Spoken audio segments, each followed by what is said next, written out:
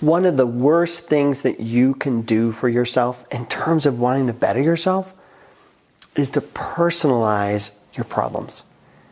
When you personalize, you basically make it impossible for your brain to work through the problem. And that's where you're going to get stuck. And that's where I want to kind of focus on and help you change today. Check it out.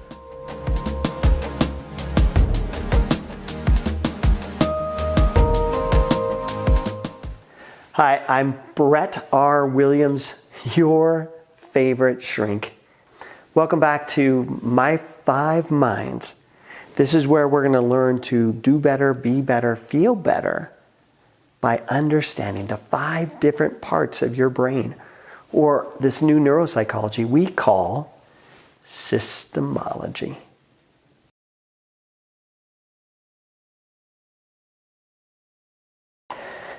In today's story, I want to talk about a guy who came in who had one of those round discs stuck to the back of his arm. As he walked in, I noticed it because he was walking in front of me, and I thought, I never knew this guy had diabetes. So as he walks in the session, first thing I ask him is, tell me about your diabetes. And then he begins to tell me this kind of a really interesting story. And the reason why I want to tell it to you, why I think it's really super interesting, is because it illustrates for us point number 1 of systemology with a P. In systemology, we have 3 core considerations. The first consideration in systemology is to understand or to consider that you are not your problems. That you are not your psychology, you are not your bad habits, you're not your negative emotions, you are not any of that. And that is a very important consideration to have, because that gives you the starting point, really the beginning point for you to make change. And this story of this guy's diabetes perfectly illustrates that. So the way the story starts off is this guy talks about how he was probably about 19 years old. We'll call him Mike. Mike was 19, and one day he just found himself kind of feeling fatigue, feeling tired, feeling low energy, and he found himself like wanting to go to the bathroom every 10 minutes. And he's like, what is the deal here?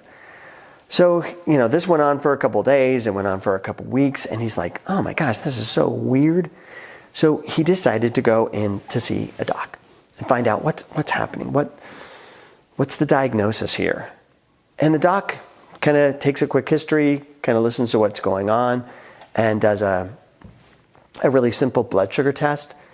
And what comes up is that his blood sugar is all off the chart.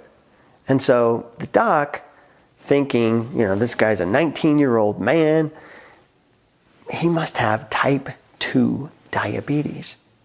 Now, in type 2 diabetes, it comes about because of poor nutrition, poor health habits.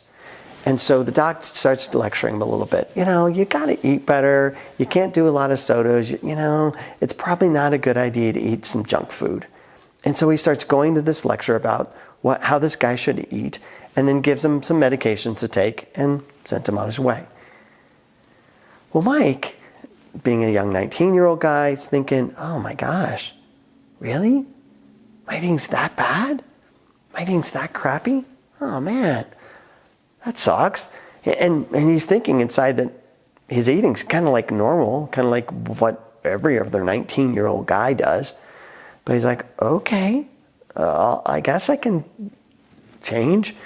And so he says, then he goes into a year-long diet of salads. Just eating salads all the time.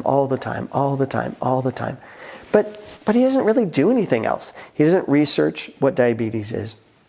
He doesn't learn anything about how to have a healthy habits in terms of diabetes. He doesn't do any of that stuff because the message he's hearing loud and clear is shame on you. You eat like crap. You've done this to yourself. you have caused this problem. And because of all that shame he's hearing, he's like demotivated to want to really understand what the diabetes is all about. So he just goes on this diet of salads and thinks that's going to cure it. Well, a year later, he's going to the ER because his blood sugar is off the chart and he's not doing well. Well, the doc at the ER looks at his chart and goes, oh, your primary care doctor says you have type 2, therefore you must have type 2. And so the doc fills him up full of insulin, gives him a lecture, tells him he shouldn't be eating crappy food, and sends him on his way. Well, again, the guy is feeling frustrated because he hasn't been eating crappy food. He's been doing what he's supposed to be doing. But he can't say anything because A, he doesn't want to challenge the doc, and B, everybody's telling him it's his fault. And so he just internalizes that and moves on. Continues to kind of do the best he can. Well, that happens 2 more times because his diabetes continues to get out of control because he's really doing nothing to control his diabetes. He's taking the medication, he's eating salad, but it's not working. So finally, after going multiple times to the ER, finally one doc figures it out. He's like, let's do a blood test. Instead of just checking your blood sugar, let's actually do some blood tests and see what's going on. And this doctor, after doing the blood test, figures out, dude, no, you have type 1 diabetes. Now, why is that important? It changes the game. Type 2 diabetes is all about diet and exercise and lifestyle. But type 1 diabetes is nothing about that. I mean, those things help and those things can make things better. But primarily, the pancreas is shutting down or shut down. And the pancreas isn't producing insulin. And insulin is what's needed to break down the sugars and do all that stuff that the metabolisms do. And because his pancreas was failing, it had nothing to do with his lifestyle. That's why he was having diabetes. Well, this made all the difference in the world to him.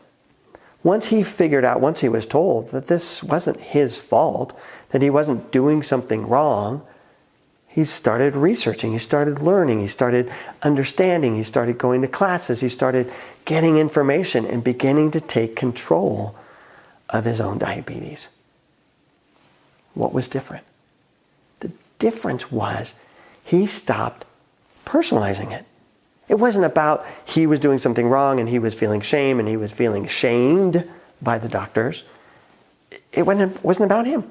It had nothing to do with who he was and the choices he was making. He wasn't messing all this up. His body wasn't working right. That made all the difference in the world because that freed him from his shame. Once he was freed from his shame, then he could start looking at, okay, what's going on here? And begin to get the tools he needed to change his life. That story's your story. That story's my story. As long as we look at whatever's going on in our lives and we personalize it, depression, anxiety, addictions, whatever, stress, anger, anything in our lives, as long as we look at it and we see it as a badge of failure. I'm just not good enough, or I can't do it right, or I'm doing something wrong. As long as we personalize it, we won't be able to change it. And that's why it's the first consideration in systems or systemology. Because if I can say the opposite, if I can say, that's not me, that's the way my brain works. Yes, that's negative thinking patterns, or yes, that's negative beliefs, or yes, those are emotional patterns or emotional energy that's going on in my emotional mind, and I depersonalize myself from it. That's why I call them Leo and Rio and Emma and B and Connie. I name the different parts of my brain because I want to understand that that's not me. Those are parts of me, parts of my brain, but that's not who I am. And if I can depersonalize it and not make it about me personally, then I have 10 times the ability to be able to deal with Leo. Okay, Leo, here's how you're thinking. This thinking is not working for us. Let's make a little tweak here. And I can make those kind of tweaks because it's not me. It's Leo that's making those mistakes or patterns or running those old belief systems. And that's what you need to do for you. And that's why I think it's so important that you learn systemology. So you can begin to go, okay, I have feelings, I have thoughts, I have behaviors, I have habits, but that's not who I am. Those are things I need to change. And those are things I can change. But that's not me. Now, if you want to learn more about systemology, please subscribe, because that's what we talk about here. If you like the video, like it. Again, I'm Brett R. Williams, your favorite shrink. And thank you for watching My 5 Minds. I'll see you soon. Take care.